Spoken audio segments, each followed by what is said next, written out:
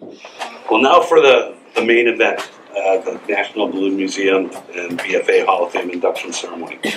First up this year is Tucker Comstock.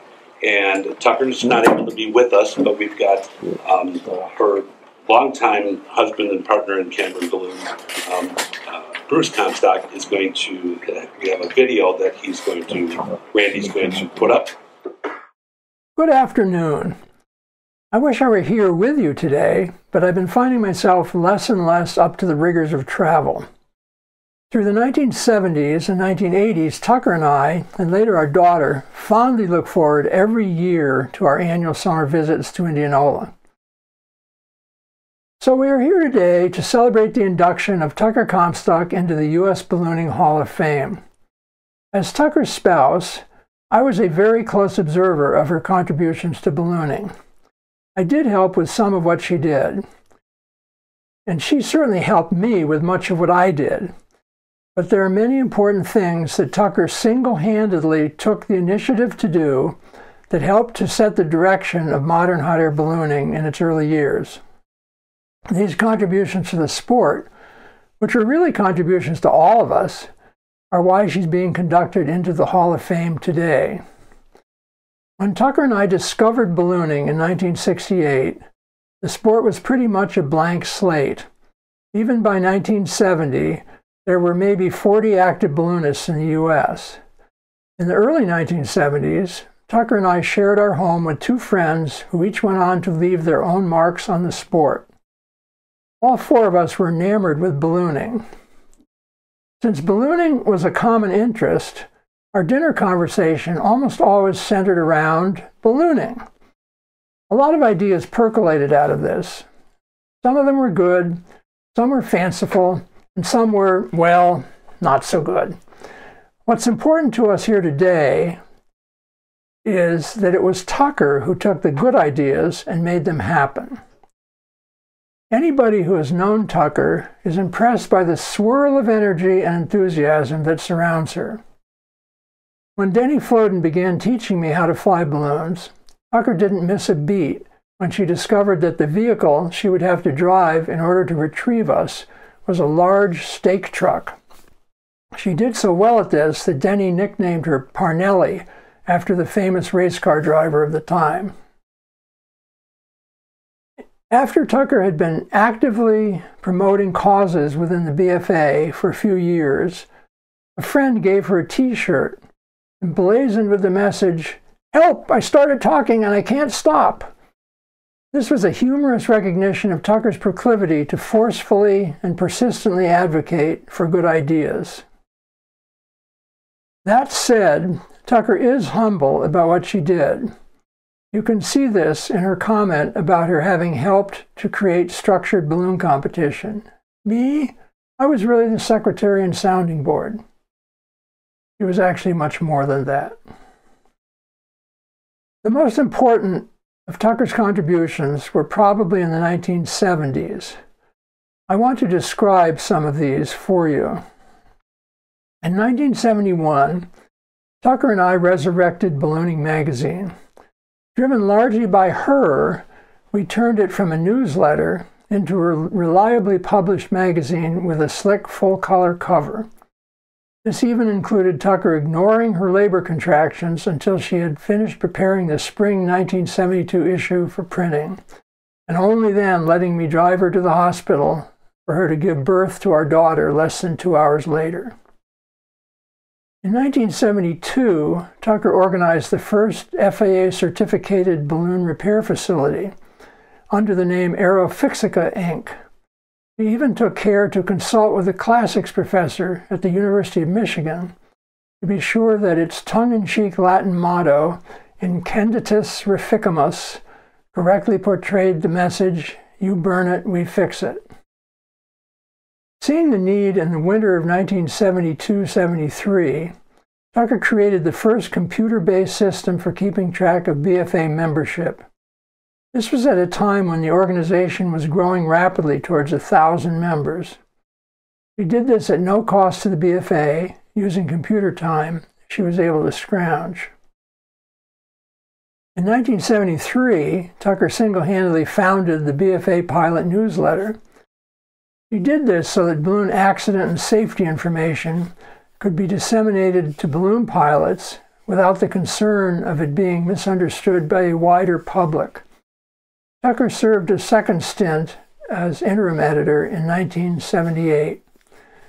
Tucker herself got her balloon pilot license on August 23, 1973.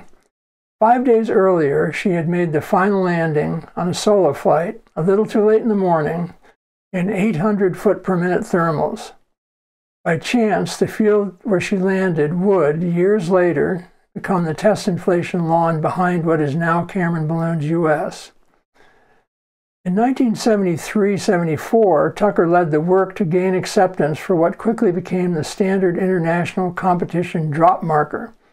With only minor adjustments, this drop marker has been in use ever since. In the mid-1970s, Tucker conceived of the envelope squeezer. The first design was a conical fabric device that clipped around the envelope at the mouth and was pulled towards the crown by a crew person on each side. Later designs followed. In 1975, while she was a member of the BFA Events Committee, Tucker collaborated with Carl Steffen to develop standardized task rules for balloon competition. She also worked with Tom Shepard to create overall event rules. In addition to playing an important role in the creation of structured competition, she was the events committee scoring manager. She also served as scoring officer at the first ever BFA sanctioned event and at later events. During the mid and late 1970s, Tucker worked to advance ballooning safety. This included creating a seminal article on power line avoidance. This article was first published in one of the early BFA pilot newsletters.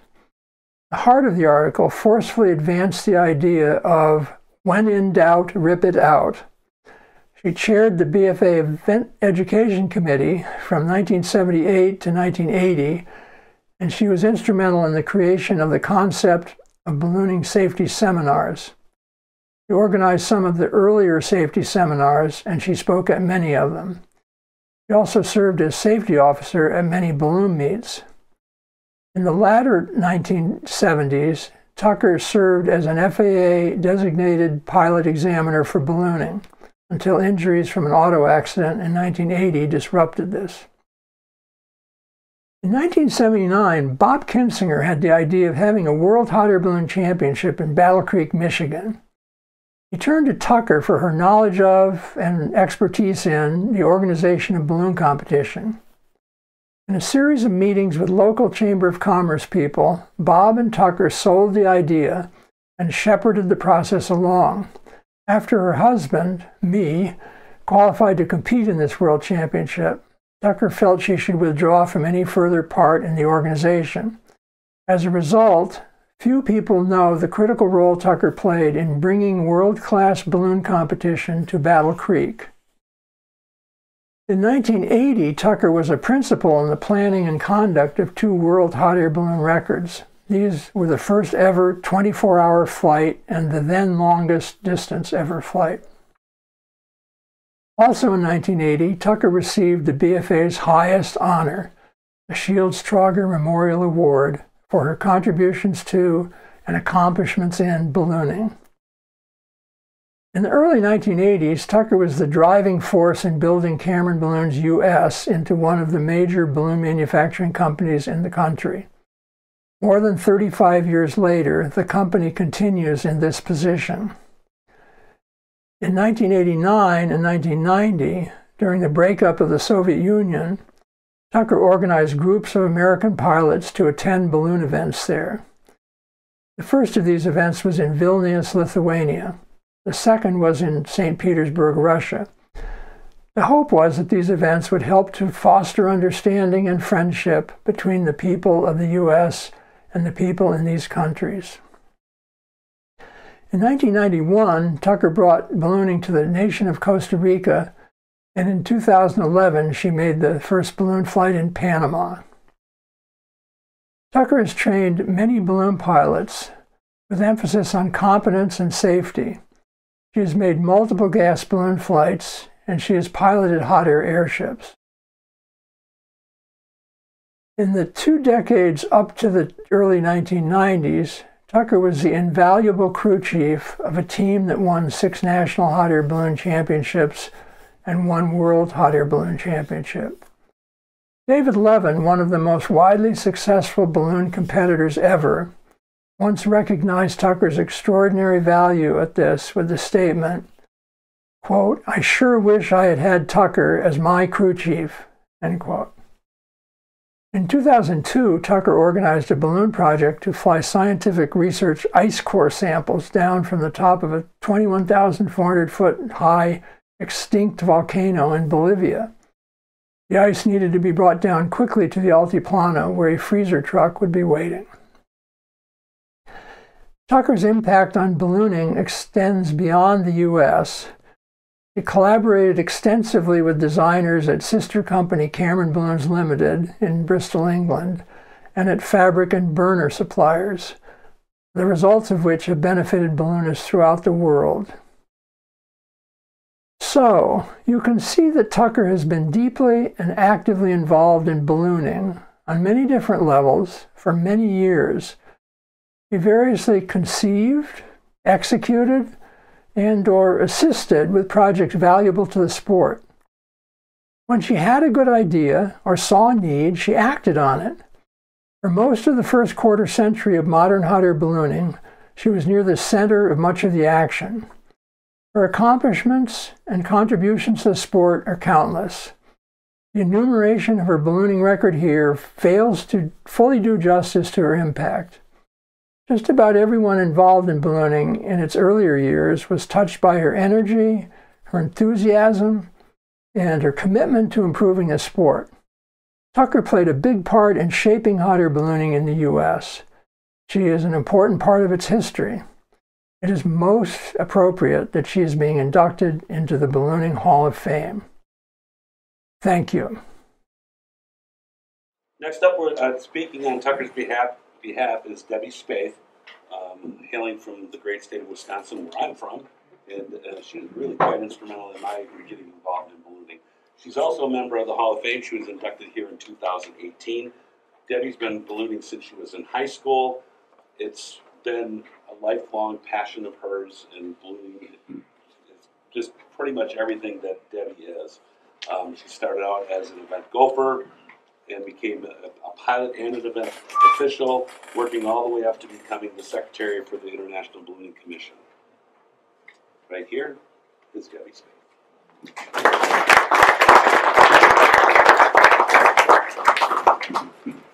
I realize it's kind of cool. I'm gonna move that because I don't project as well as some of the guys do. Whoops.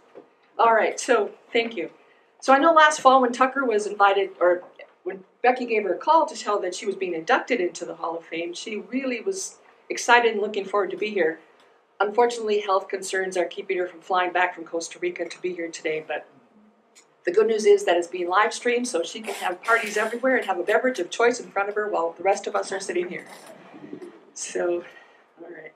So the preparations for this event gave me a lot of chance to spend time on the phone with Tucker and reminisce about our shared ballooning experiences. Like how when Tom Shepard and I were running a competition or championship, Tom always said, "Don't talk to Tucker, she's in crew chief mode." So we schedule a time to visit at the factory when in Michigan and have lively and interesting conversations on many topics. And how at my first balloon competition that Ken mentioned, where I was a gopher, Tucker was the scoring officer, and a position that later on I would be doing. And I remember watching the interaction. I have a really cool picture of Tucker and some of the others who were officials, Al Desmond, and she was one who got me interested and made it look like fun, which I found it to be. Work, a lot of work, but fun. Or like when Tom Shepard gave her a challenge he would not buy a Cameron balloon because they didn't have any rigid uprights, and he was not flying a balloon that could doghouse over the top of him. I did get a ride in a Picard. It did not doghouse on me, but that's another story. It was a very nice flight. So Tucker made that happen, and Tom bought his original Union Jack balloon from her, just like he said he would.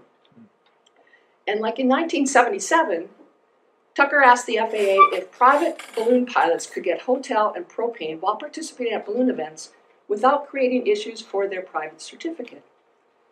Everyone was very nervous when she actually put that in writing to the FAA. But it came back, and everybody in this room should be thankful for that because of Tucker's letter. As a balloon pilot with a private balloon rating, you can participate in a balloon event.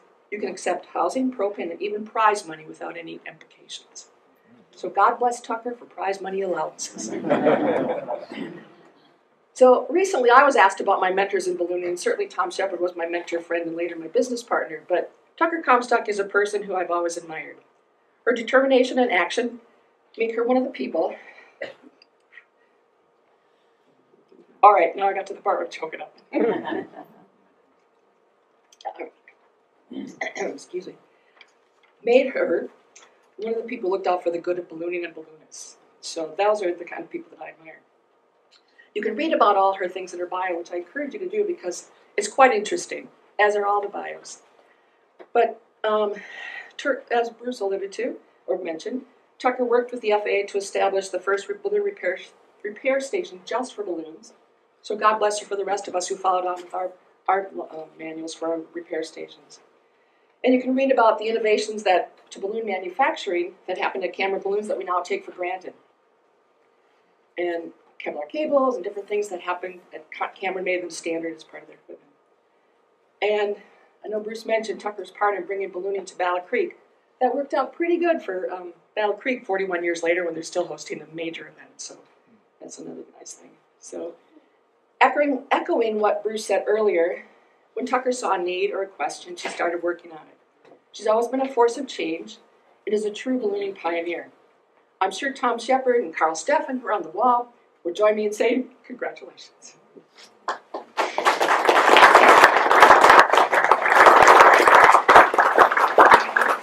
Also was asked to present Tucker, after Tucker got the letter from Becky, she found out she couldn't be here, she said, could you pull that letter out where I told you all the reasons I was excited about it? So I'm going to read you that before they play Tucker's acceptance speech, which just came in this week.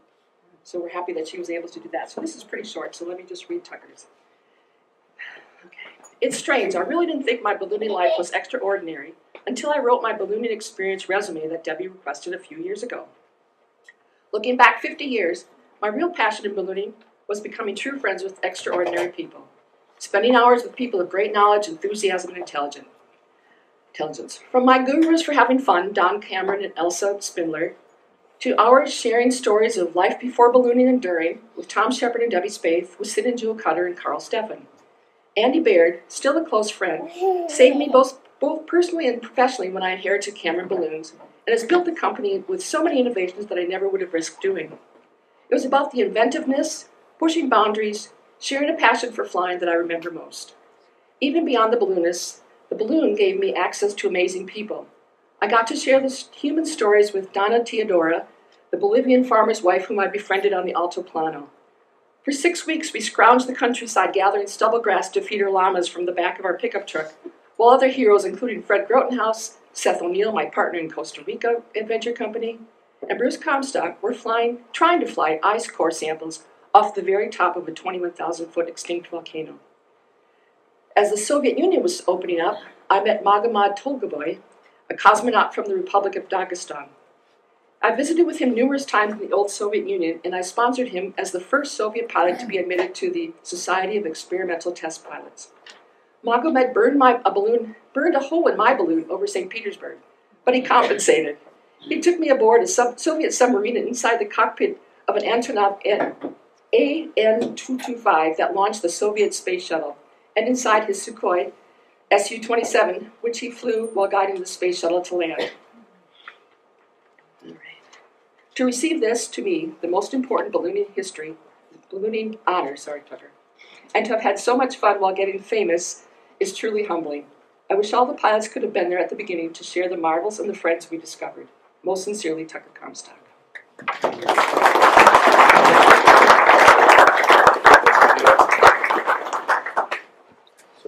All right, now we've got a video from Tucker herself.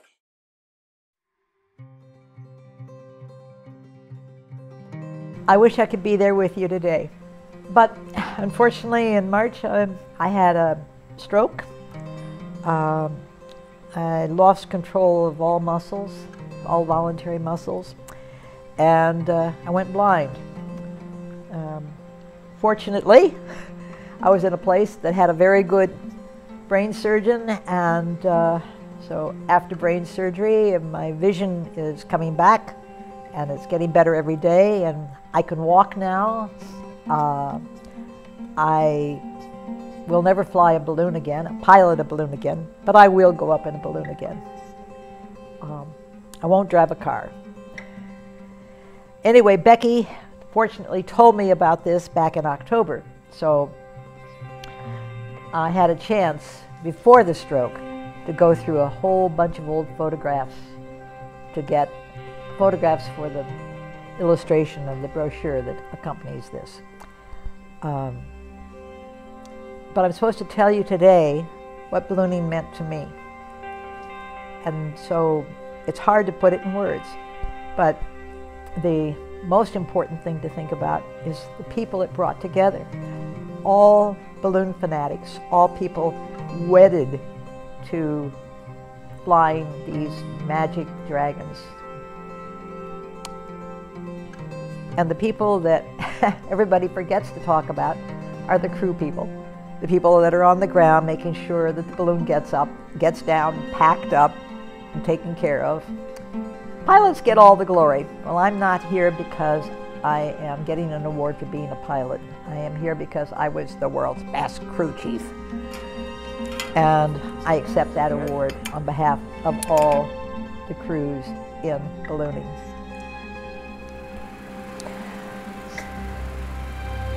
Going to balloon events was the highlight of our lives.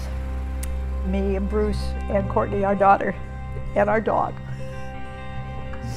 And we got to see the same friends year after year, mainly in Indianola, Iowa. And I miss that camaraderie that we had in ballooning.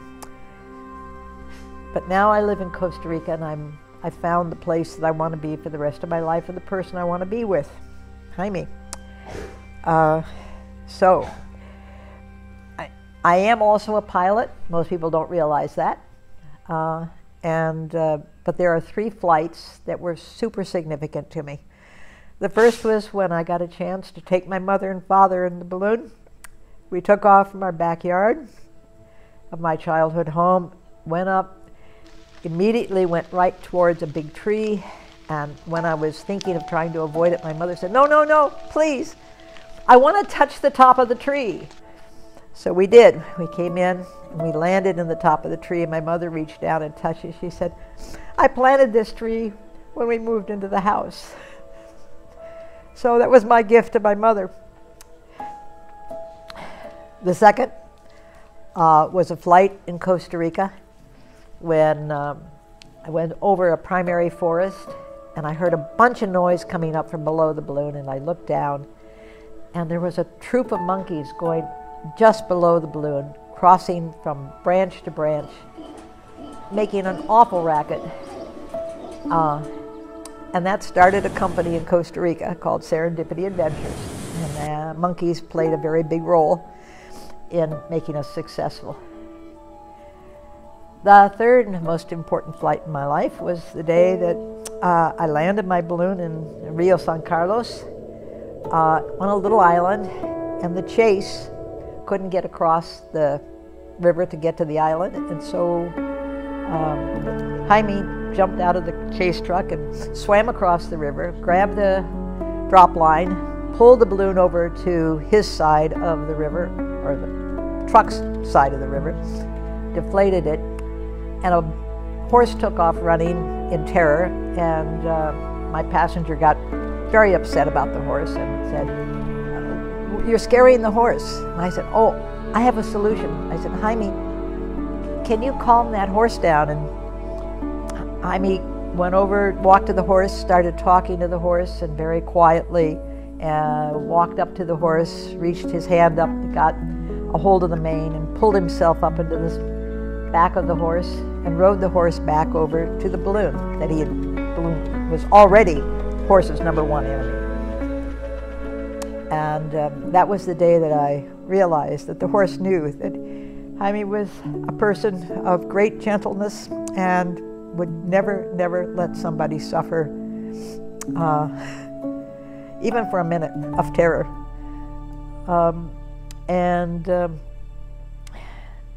I fell in love with him, and I realized that that was the minute I knew I was in love with him. So that's why I'm here, and that's where I'm going to stay.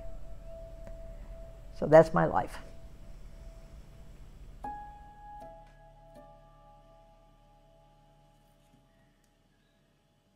I would like to present this for Tucker on her behalf to Debbie Spaeth. Thank you.